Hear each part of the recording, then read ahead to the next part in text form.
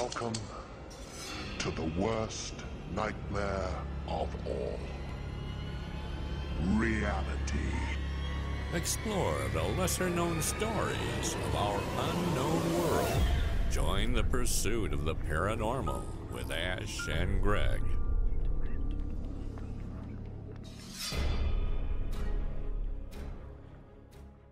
Hey everyone, I'm Greg. I'm Ash. We're Pursuit of the Paranormal, which you'll probably know because you're listening to our podcast.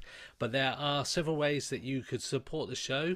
You can visit our merchandise store, where we've got loads of clothing and other bits and bobs there for you. And we also have launched our Buy Me a Coffee campaign.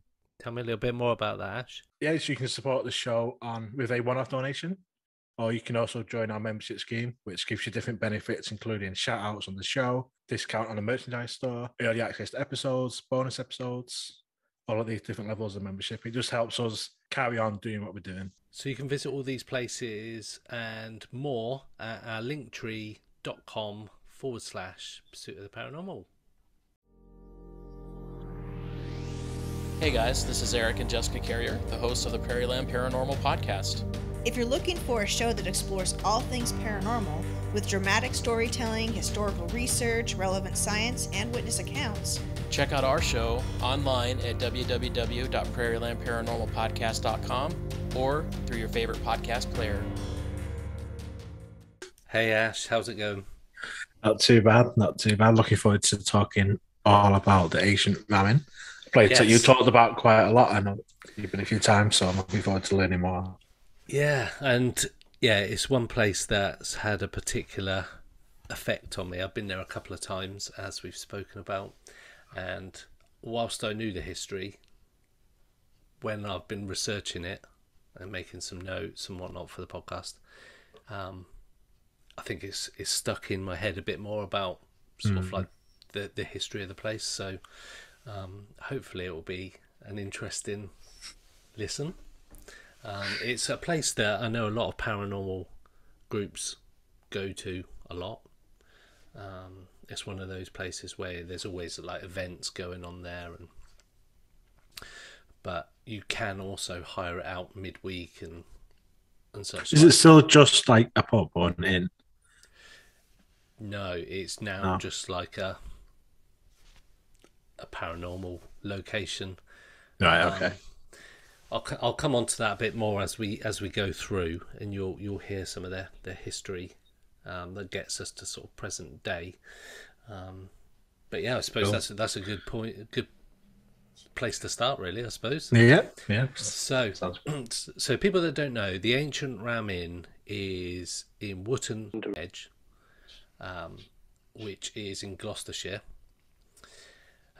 Which is about an hour from my house in Oxfordshire, so it's not too bad. It's quite easy to get to,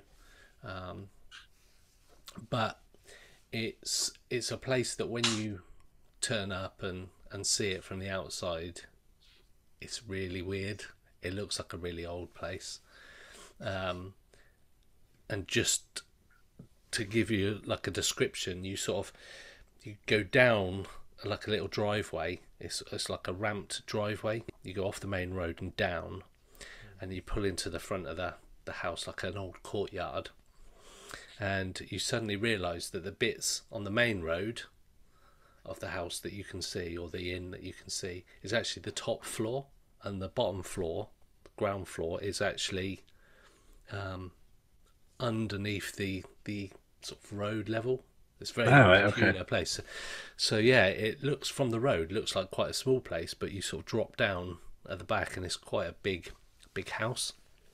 Cool. So the Ancient Ram is 800 years old as the Ram Inn itself. It's a Grade 2 listed building, and was built on this particular site in about 1145. According to the records. And it's in the Gloucestershire building records. It actually shows that the date the Ancient Ram Inn was built as such is dated to time immemorial, which Wow. apparently means any age. It could be forever. That there's been something on that site. It was owned and is still owned by the Humphrey family. John Humphreys was the owner. He unfortunately died in 2017, but was the owner of the house for about 50 years. Got it in about 1963, and purchased it, and made it what it is today. But going back further than that, as I say, built in 1145, but it's actually a pagan burial ground allegedly there before that, which they believe can trace directly back 5,000 years. That's crazy. We've mentioned on the podcast before that it sits on ley lines. And those ley lines, there's maps of ley lines that you can see, and like on the internet, people have tried to describe where the ley lines are. And the ley lines that intersect there, they actually run directly to Stonehenge. So it's got these links all over the place, hence why it's a pagan site. It was originally built as a home to masons, as in builders, masonry people, slaves and workers of the local church that was being built, St Mary's Church. So they built it, and people used to stay there whilst working on it. However, there were streams on the grounds of the church and of the Ram Inn as well that they had to divert, and they claim that the diversion of these particular streams of water have opened up the portal of dark energy. Hence why around that sort of time that it was built, it became spooky. After they moved out, after the church was built, a priest owned it and made it his home. It later became an inn, and a public house. So for people outside the UK, a public house is like a pub, drinking establishment, and an inn is a similar type place where people stayed, and like a hotel type drinking establishment. I think that's the best way of describing it. A pub, you can stay. A bar you can also stay over. Yes, yeah. Book a room. Book a room. It's an Airbnb with a pub, basically. And it is said that when John took over the place, that people would stay the night in one of the rooms, and they'd be so disturbed about events that were happening that they would actually jump out the window from the first floor. Or if you're listening in America, second floor. So not on the ground floor itself, they were the next level up. So as I say, John bought it in the 60s, and he bought it to stop the place becoming derelict and being torn down, because they were it was becoming a place that was falling into ruin, and he took it over. Now, according to John, the first night that he stayed there, he was actually met the spirits that were to sort of overtake and become part of his life for the next 50 years. So he was sleeping, and he was pulled by the arm and dragged across one of the rooms by some demonic force, and thrown from his bed. Okay. Refusing to be sort of pushed out at that point, even on the first night. I mean, if that was the first night I stayed in a new house and that happened to me, you'd probably never see me again. Yeah, that's a bit much. Yeah. So that's his first night, and as you see, we get into a bit more history in a minute about what happens in the other rooms. But upon looking around the house, and he's done a bit of excavation, and when you go and visit the place in sort of the main room downstairs, they've excavated the flooring, and you can see down into the flooring, and they believe that they've found skeletal remains of children that were ritually sacrificed back in the pagan times, so before the 1100s, way back when, and they believe that these children were killed with daggers, which again suggests some kind of sacrifice rather than them just dying. So proper weird place, ley lines, child sacrifice, pagan burial site, ley lines to Stonehenge, and demonic first night in the property with John. So there's a little bit about how John came to own it, and through the course of his time there, he's found several entities and people who've stayed there, and all the paranormal groups. They've established that there are several entities that roam around the property. So the first one is a witch. And well, why not? Why not? Why not? And apparently this witch was burned at the stake in the 1500s. Around the 1500s was the height of the witch hunting season. If anybody coughed or said something that resulted in something happening, they were classed as a witch. There was a trial, as it were, and they'd be burned at the stake. So this particular woman fled the trial. She went to the site of the ramming. They found her because she took refuge there, captured her, burnt her at the stake, and she resides as a spirit in one of the rooms themselves, which they've now named the witch's room, which we'll come on to. And it is a bedroom. It's also got a table in it, and the last time I visited there was a Ouija board on the table as well.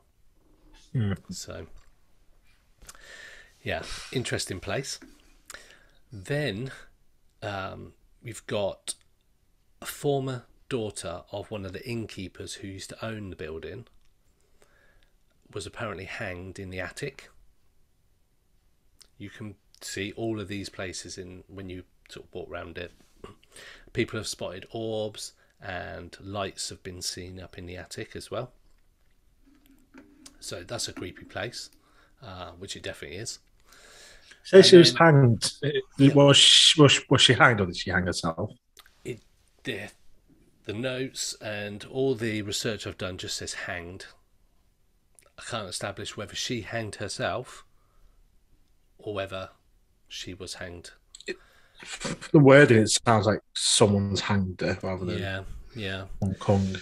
Yeah, I think if it had been a suicide, I think they might have phrased it slightly differently. You'd be found hanged, wouldn't you, rather than hanged, I suppose. So yeah, that was up in the attic, and again, all of these rooms are accessible when you go and visit the ramming, and it's a creepy place, which I'll come on to in a bit. So then we get to the bishop's room. The bishop's room was the room that John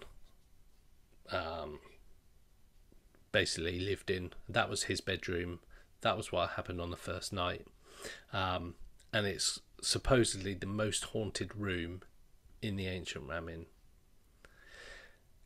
There's several bishops' spirits in there of the people and priests that have been there over the years. Also dark monks and evil spirits have been sensed or described in there. There's also in there is an incubus and a succubus, or succubus. I don't know. Like a busy room. Yeah, it is a busy room. So an incubus, for those that if people don't know, an incubus is the name of a band. But also an incubus is a demon in male form. It basically lies on sleeping women in order to engage in sexual activity with them. Now, apparently, if you have sex with a demon, why not? It may Some result people, in some people, what you do behind closed doors is yeah. totally Well, up to you.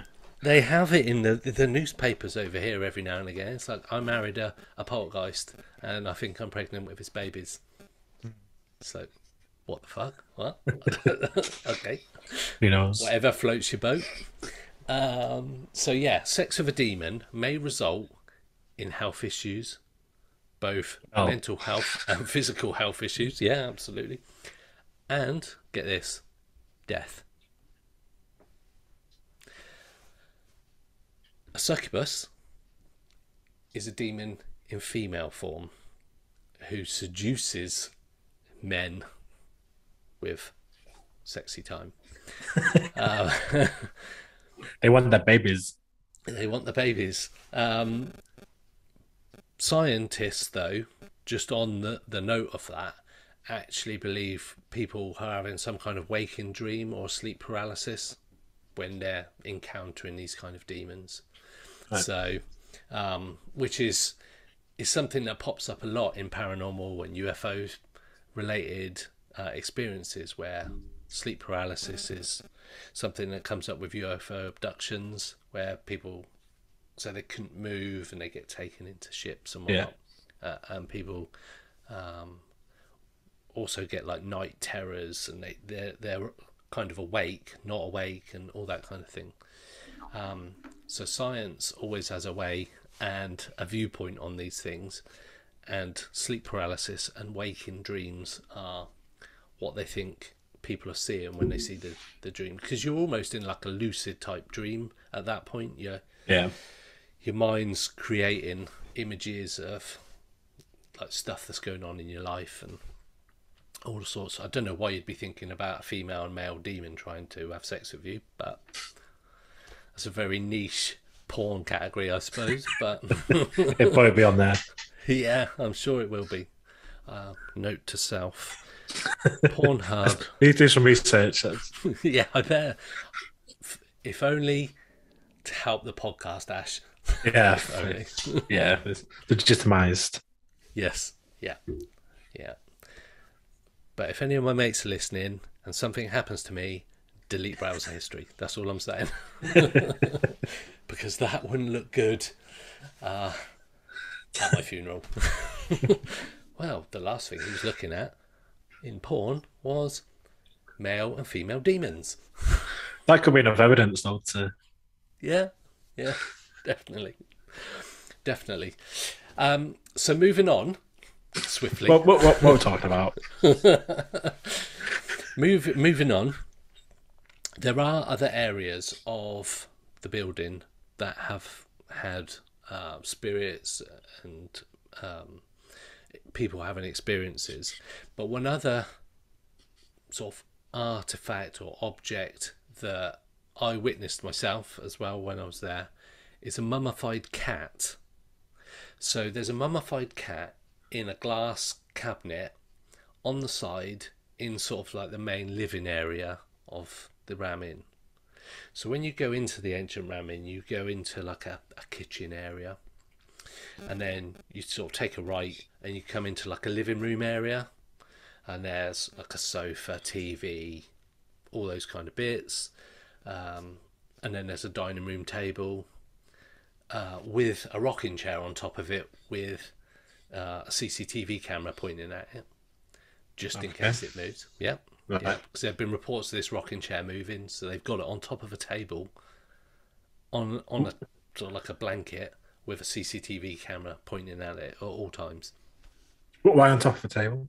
I think just so anybody who's in there will be able to see it. It's on top on top of this massive table, and as you're walking through, you can't help but notice this massive rocking chair on top of a table. And I think it is there just to, because it's been witnessed moving before, let's put it somewhere where it's clear for anybody who's in that room. Right, yeah. So going back to the mummified cat. The mummified cat is a very weird thing to see, and if you Google it, you'll see mummified cat at the ancient Ramin. So whilst looking into this, that was one of my areas of of research, because there was a little note on the side of it about it was taken from the wall cavity of the building. So that got me thinking, why would you put a cat in a wall? So this cat is mummified, found in a wall. It's been dated back to 400 to 500 years ago. So well before like John and that. It's just way back in its past, sort of halfway to its age as an inn. And apparently they used to put cats in, I can't believe I'm saying this, they put cats in the walls of homes to ward off spirits and as a good luck charm. Okay. However, my research seems to suggest that the cat was actually alive when it was put in the wall, in the cavity of the wall. So cats have a sixth sense, and putting a cat in a wall was like a blood sacrifice, and it was able to use its sixth sense to ward off demons and such like. Apparently. That's interesting. Yeah. And they put it in alive, that's the bit. It doesn't say it was alive, but when it said blood sacrifice, that got me thinking, well, maybe the thing was alive, which is a bit odd. So when you say mummified, like you picture obviously like a mummy in the wrappings and stuff. So did it have like, as it got the wrappings, or was it just like mummified, just of where it was? It's sort of like this. Obviously, people can't see this, but we'll put a photo up, and it's sort of like in a position, sort of where it's literally. So, like you see a dead body in a film, it's just where it's sort of like the skin's all dried and it's not decomposed down. It's still got the skin, so it hasn't got the wraps on it, but it's sort of mummified. Yeah, and the face the thing's pulling is bloody horrible. It looks like it's died while scared or attacking something. It's a mental picture. Yeah, it's pretty weird.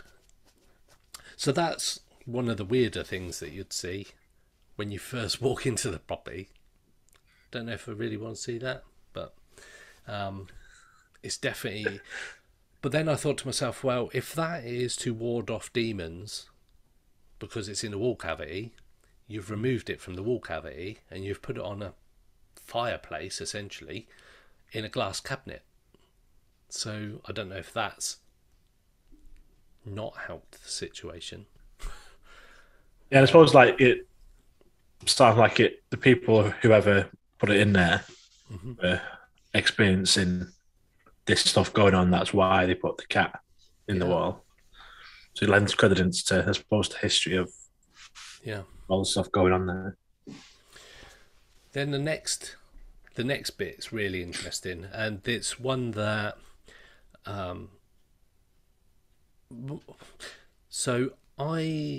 you look at it and you go, well, there's not a great deal of report of spiritual things and evil things really happening before John takes over. Nothing really documented. So some people say that John bought the property, then these things started happening, and he's made this living off the back of it, like selling tours, and, which you get. I get that. But what some people don't know is that John Humphreys, when he bought it, he did not do it for financial gain. And one of the reasons that makes me believe that is that people used to be able to knock on the door and he would show people around. He didn't ask for money, didn't say, oh, that's 10 quid or 20 quid. And even though he wasn't a rich man, he didn't say to people, it'll be £20 and I'll take you round. If people gave a donation at the end, he accepted it, but he never asked for any money. And there was nothing up to sort of say you need to give £20 as a donation. It wasn't like that. It was literally, here we go, John, here's some money, thanks for letting us round. And he would accept the money then. But he never promoted it for his own financial gain. Do you ever open it as a inn? Like, because obviously it's called an inn. Yeah. In recent times, has it been an inn or a drinking place? I believe it was at the start when he took it over. but it was only ever really as his home. It wasn't in earlier on in the 20th century, so early 19 whatever before John got it. There are old pictures of sort of 1920s, 1930s kind of folk pictures. There's even pictures of a sort of a younger John in there with some drinking buddies as such, but it was never really sort of a big popular thing from my understanding. So yeah, it doesn't appear that John bought it, created this story to sell the pub's history, because there was, but the problem is there was nothing massively documented in terms of all these evil spirits before John took over, which is why some people believe that actually, did he make it up or not? I would say he didn't make it up, purely for the fact that I've been there twice. The first time had weird things happen, and the last time I went, I was literally scared from the moment I walked in there to the moment I left. So, and they don't scare easy. No, and I always thought I would be petrified of paranormal stuff when I first started going to like ghost investigations. Absolutely not. I've stood in prison cells at Oxford Prison and Oxford Castle on my own in the pitch black, trying to talk to spirits, and not felt scared at all. But this place, the last time I went, was something else, and I'd never wanted to be on my own in that house at all for the whole duration. So the first time I went, it was on a scheduled paranormal investigation with a big group. It was about 20 people, and there's like a garage as part of the side of the property, and we went in there and done a vigil and some experiments where we were calling out, and I could see little like light flashes in the ceiling and around the ceiling. Nothing full on, but people noticing these little, they were almost like little LED lights just appearing in random places. Bearing in mind that this is slightly below road level, so any lights you see could be cars, but you could also hear traffic, and it's 12 o'clock at night in this tiny little village, so it was unlikely, but you would hear the car if it was a car going past. And then I went into the bar area where the child sacrifice bit was, and there's like a barrel, an oak barrel, and in there it's like the bar area. There's seats around it, and you can sit around it. There was a big Ouija board there when I first went, and as we were doing this Ouija board, all of a sudden a big like crash from underneath the Ouija board, and the Ouija board flew up in the air. That's mad. Yeah, that was the weirdest thing. So how many people were around it when that happened? I think there was probably about 8 people, because a lot of these investigations, there might be 20 odd people, and then what will happen is that there'll be groups, individual sort of like smaller groups, who will go off to different areas of the building and do some experiments, so it's a lot more close knit. So I think it must have been about 6 or 8 people, and that was really weird, freaked a lot of people out. So were you getting like any like answers to questions or anything before it flipped? Not really, no. There wasn't a lot happening. It's like it's this huge, I'm trying to think of the size of it. So you've got A3, which is quite big, A2, which is, it was probably about A2, so it's quite a big sort of bit of paper. So like 4 times the size of an A4 is A2. 4 long, 4 up. And there was a big glass, quite a heavy glass, as the planchette that people were using.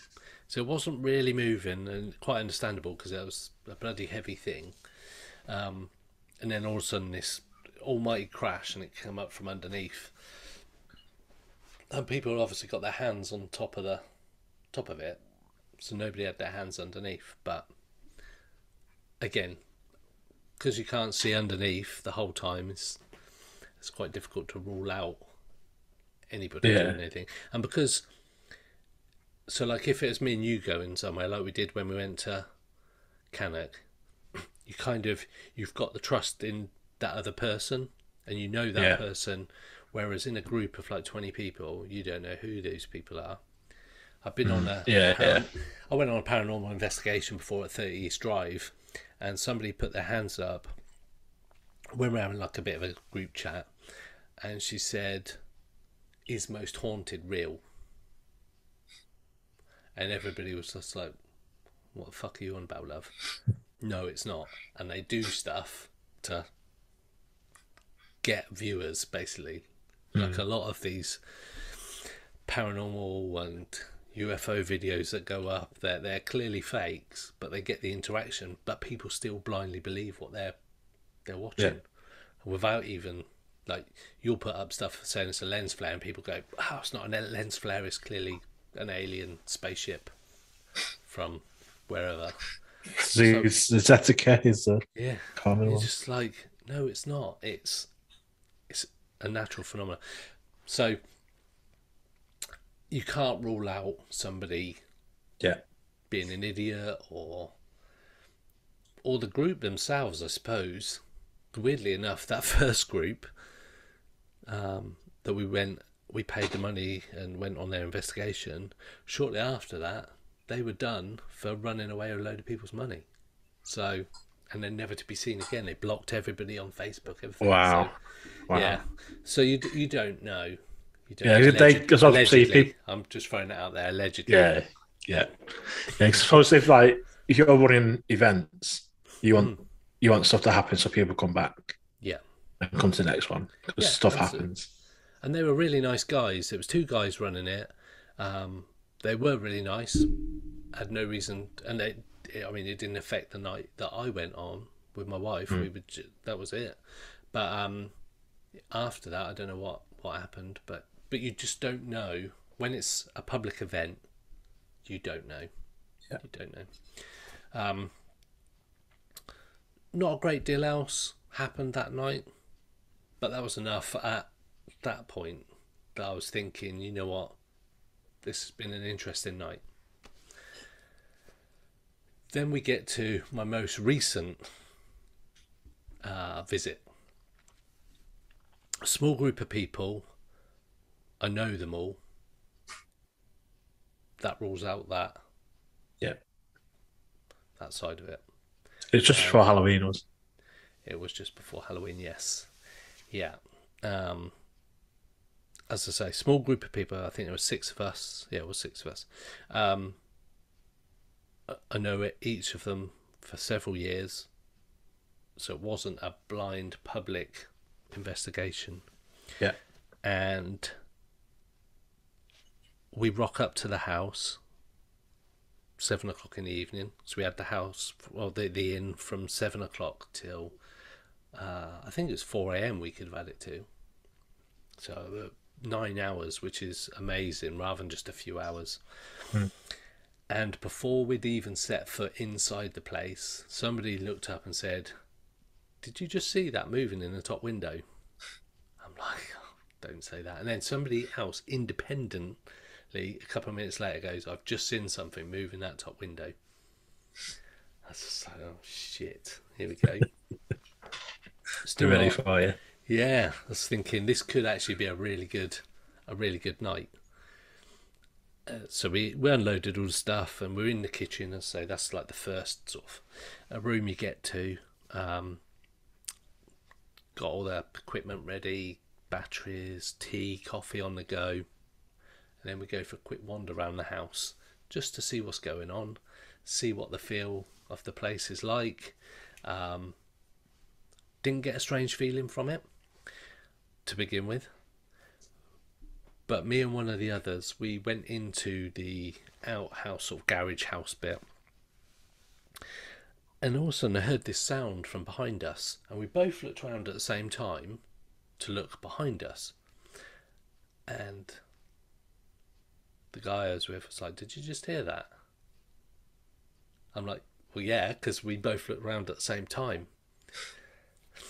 And we were the only two in the main part of the house. Everybody else was in the kitchen area still.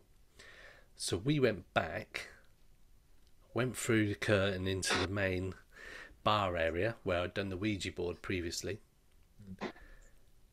And we sort of turned back round to go back through the curtain. And he's like, "Did you hear that?" I'm like, "What?" He goes, "I heard a growl." And it wasn't the only time that night that a growl was heard. Really? So that set the city. We'd not even been in the place 5 minutes, and I was already petrified at that point, thinking, "Oh my God." And I, from that moment on, for the rest of the evening, I was quite highly excitable with nerves. I don't mind telling you. So throughout the course, we went and done vigils in the different parts of the building. We managed to get some EVPs. What we did do was we took a laptop, like we did when we went to Cannock Chase. I took a laptop so we could review stuff there and then. So we're plugging in the voice recorders whilst we're having a cup of tea to see if we hear anything. Review the photos at the time, see if there's any photos. Because the good thing about doing that is that you can then, if needs be, go and repeat what you did in the same part of the building again to see if you can replicate what was done. So we heard sort of voices over the top when we're talking. I didn't capture anything on photograph though. I took a DSLR camera, my Nikon camera. I took a full spectrum digital camera that I recently purchased with an infrared illuminator, and also got my phone camera to do voice recordings, photos, videos, that kind of thing. Didn't capture anything weird in those photos at all. Right. But a couple of voices were heard on the voice recorders. But when we weren't recording, that's when we heard stuff. We heard the growl again. People were hearing knocking noises. We heard footsteps above us in one of the rooms. And bearing in mind, it was only us in the house at all times, and we generally stayed in the same room all together. We didn't, till right at the end, we didn't separate. We were all pretty much in group. The most, there was 2 of us would go off, but we'd always be in at least pairs, and we knew where everybody was in the house at any one time. Yeah. So yeah, heard some footsteps. We done the Estes method. Yep. And had some interesting results. I was communicating with one of the guys that was there. He had the headphones on, laid on the bed in the bishop's room, and his responses were getting more and more agitated, at which point he told me to fuck off. Wow. In direct response to a question saying, I said, "You don't like me, do you?" And he said, "Fuck off." Wow. Yeah. And he kept pulling up his blindfold and his headphones off, saying, Stop touching my leg." Nobody was touching his leg. And he was adamant that somebody was like pulling on his leg and on his top while he was laying on bed. We couldn't see that happening, but he could feel it.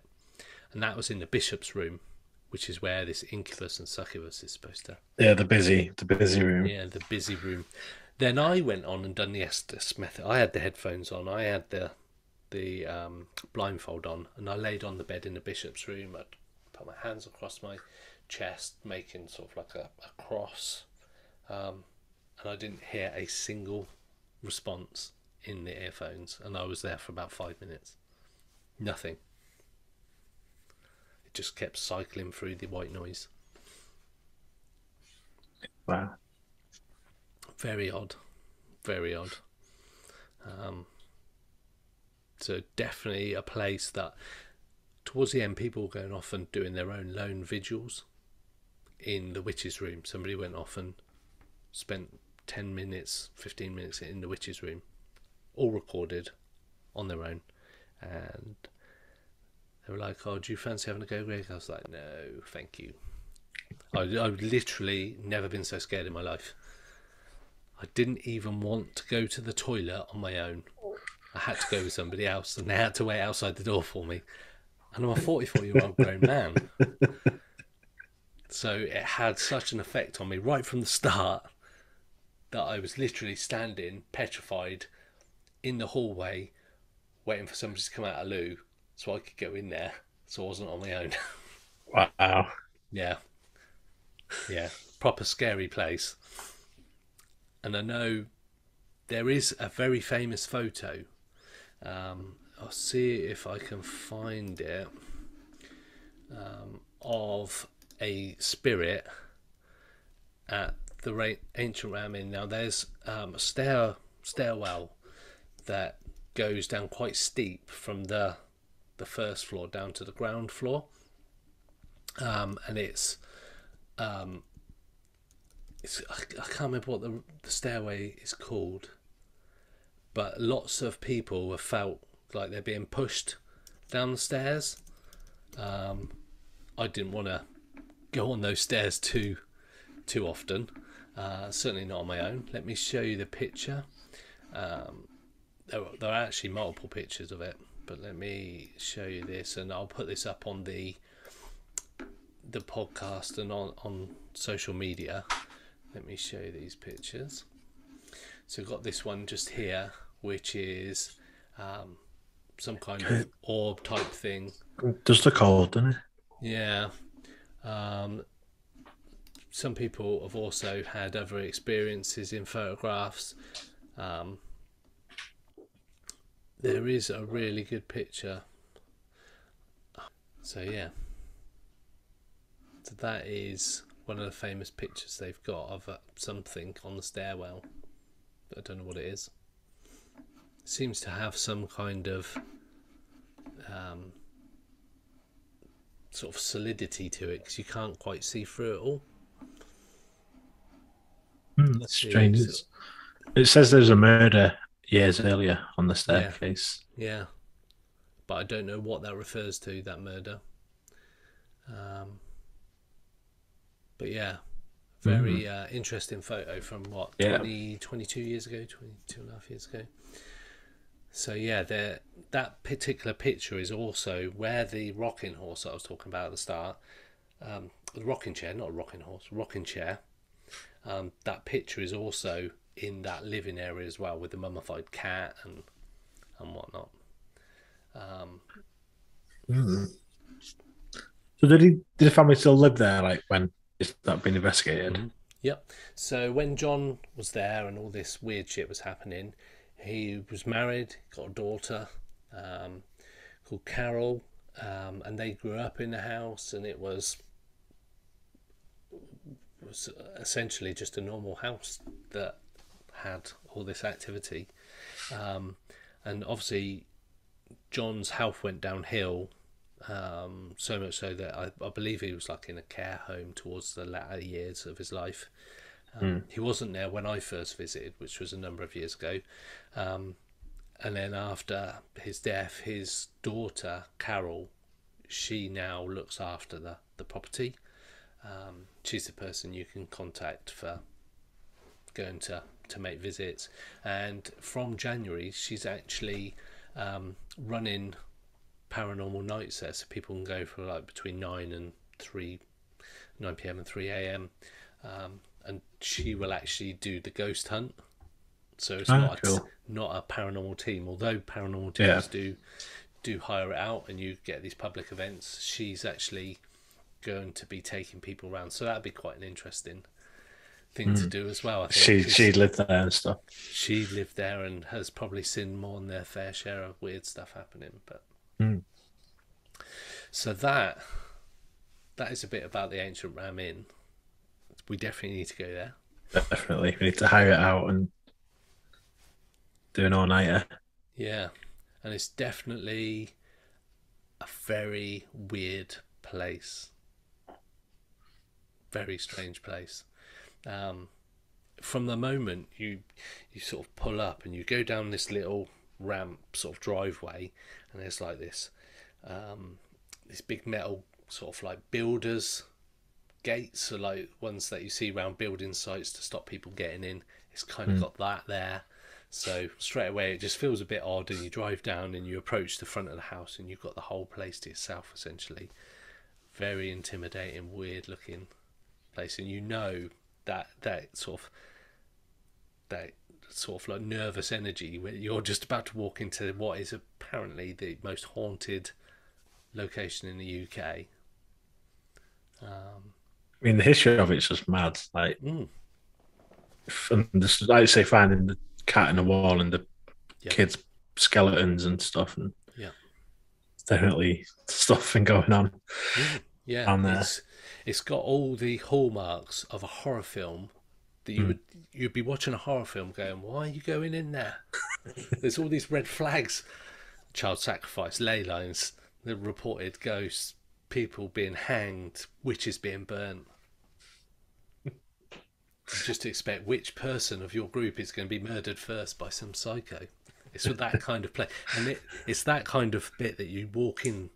And one thing I forgot to mention is when you go in, so that like the door, the sort of main door, on there is like it's almost like a prayer or a written sort of guidance of this thing that you should say to ward off bad energy.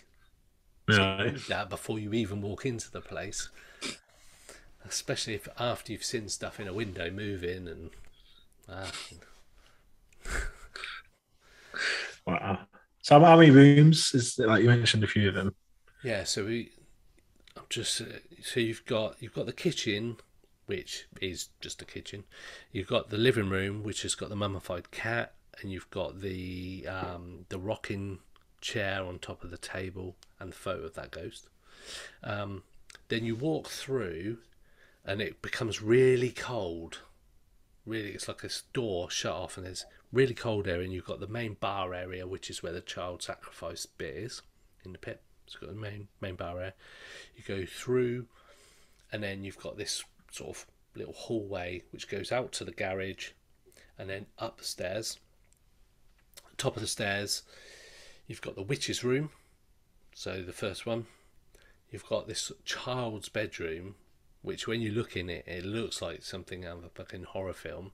It's like this little cot with all these little dolls and shit in it. It's horrible. And then round the corner is the bishop's room and the bathroom. And then you go upstairs into the attic and there's another room and the main attic. And there have been reports of things levitating in the attic area. Actually levitating. It's just one of them places that you wouldn't want to be there on your own. I wouldn't want to be there on my own. For definite. We need to go. Yeah, we do. Have some listeners come with us. Yeah, definitely. I mean, the ley line bit is the interesting bit straight away, because we've talked about ley lines previously and things happening around ley lines. Stardust Ranch is on a ley line, and we all know the weird stuff that happens there. So this is an intersect of ley lines, and it goes directly to Stonehenge, which I don't think is a million miles away from the Ram Inn either. I don't know how far it is away, but it can't be that far, to be fair. It's about an hour and a half to Stonehenge from my house, and this is about an hour in the same direction, so it's probably about half an hour away. But yeah, it's definitely somewhere we need to go, Ash. Definitely. And they got Wi-Fi and everything, so you can. We can do a live episode from. We could do a live the episode. Yes. Yeah. I think that sounds like a definite. Yeah, definitely. definitely. So what do you think about the Ram Inn after all of that? Because I knew it was old, like it's in the name, ancient. Obviously, I know bits and like we talked about on previous episodes. But like just the weird stuff, like just the cat in the wall, the like possibly the kids' bodies, the murders and deaths all happening there, and all different types of spirits and demons and stuff. It's just I didn't realize it was so not active, but there's so many different things, and like not all like for example, you talk about say the Enfield haunting. Mm-hmm. It's kind of all based around the one sort of thing happening in the house, whereas this is like lots of things happening for hundreds of years, or at least something was happening 500 years ago. Yeah, they put the cat in the wall and stuff, and then stuff's happened 50 years ago. Yeah, so it's just like I say, it's just been going on for a long time. Yeah, so that's just mad. Just to it's definitely what makes me want to go there. Yeah, definitely, and I think because there's stuff about the pagans before the actual inn as it is now was built, it pushes the history back so far that with all those kind of murders happening, essentially they're murders and the sacrifices, there's got to be some weird energy around there. Is there much land connected to it that the owner? It's quite a big area. I don't know what the size of it is, but the property. So the inn itself is fairly big. I think I'm trying to think of how I could describe it to you. So it's definitely bigger than a family house. Definitely bigger than, it's like a big family house, old sort of like cottage type place, old school thing, with a big garage sort of coming off at right angles. So it's in a big sort of L shape property, and it's got a load of land out the back. I was just wondering whether they'd like dug more, like see if there's anything there. I don't think they have, but one thing that is particularly weird is when you're looking out the window and the nearest neighbour is about 50 yards away, and you can see them in the window. They must thinking, what the hell are these people doing in there all the time? They must know the history of it and all that kind of stuff. But I just think, why are these people doing it all the time? Was that some right people turn up? I bet they do. They've had me twice. You go, oh, not him again. But yeah, no, it's definitely a place we need to go. It's definitely a place with Wi-Fi that we could do a live episode somehow. Definitely. Yeah, it's a really cool place, and I cannot recommend it enough for people. If you get an opportunity to go and have a look round, certainly at night, it's probably a slightly different experience during the day. Probably, I think the darkness just makes that whole atmosphere thing a bit more free, like at Castle Ring, where we're just looking around thinking who's going to run first on the way back to the car. But I think the darkness, because you can't always see out, you can't see in the dark, it's that fear of the darkness, isn't it? But... Yeah, if anyone has been that's listening, let us know. Yes. Anything you experience and stuff, they'd love to hear that. Yeah, absolutely. And I'm pretty sure that some of the paranormal people that listen to the podcast, I'm sure some of them must have been. It's one of those definite sort of like hotspots for people. A bit like the Rendlesham Forest thing. People go there a lot. It's kind of on the list for people to go. So yeah, a thoroughly exciting place. One that I do want to go back to, even though I was petrified. I do want to go back to because it's somewhere that I think actually you're going to have a good experience. I had a good experience both times I've gone, whereas I've been to places and go, I probably wouldn't come back here again. Nothing really happened. Yeah. I don't need a group of us. I think two of us would last. Christ. I'd be gone. I'm like, Yeah, bye, I'd Greg. sit in the car park, like in with the sort of like the car park bit outside, just sat there, just filming it. Yeah, we're currently outside the Ancient Ram Inn. We've been in and we're back out again, and it's 7:05 at night. Yeah, definitely need more than two of us. Cool. Well, thanks everybody for listening to this. Yeah, share any experiences that you've had at this place or any other haunted locations in the UK. It's definitely a topic that people like talking about. And social media as a whole loves the paranormal, along with UFOs and all the cryptid stuff. So let us know. And we will see you next week. Pursuit of the Paranormal with Ash and Greg.